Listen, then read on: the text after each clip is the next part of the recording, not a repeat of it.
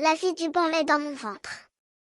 Les moments de bonheur sont si précieux, si fugitifs. Je me souviens encore de cet après-midi où le soleil brillait dans mon salon, projetant des rayons dorés sur le tapis. Je me laissais aller, les moustaches molles, le ventre plein, enfin en paix. Mais, comme souvent, la douceur est suivie d'une tempête. Mon chat, cette petite boule de poils, m'avait pris en grippe. Elle ronronnait et me caressait, mais son manège me faisait perdre patience. Je me lassais de sa présence, de ses caresses insistantes. Je me disais que je devais la laisser tranquille, mais elle refusait de partir. Elle me suivait partout, se faufilant entre mes jambes, me grattant les jambes avec ses griffes délicates. Et puis, comme si cela ne suffisait pas, elle a commencé à avoir des crises de panique. Elle hurlait, se débattait, me faisant peur.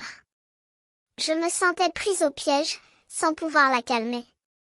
J'ai essayé de la nettoyer, de la sécher, mais elle résistait à mes efforts. Je me sentais épuisée, prête à pleurer.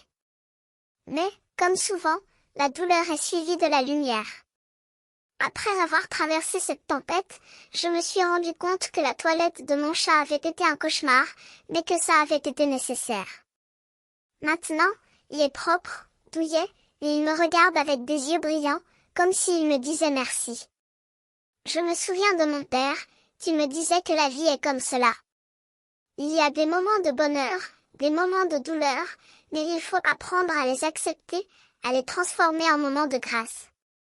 Je me sens reconnaissante de cette leçon, et je me promets de ne pas oublier que, même dans les moments les plus difficiles, il y a toujours de la beauté à trouver.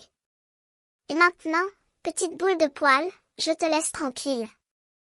Je vais rentrer chez moi, et je vais me reposer, mais je te promets de te regarder avec des yeux nouveaux, de te voir comme un être précieux, et non comme un fardeau. Au revoir, petite boule de poils.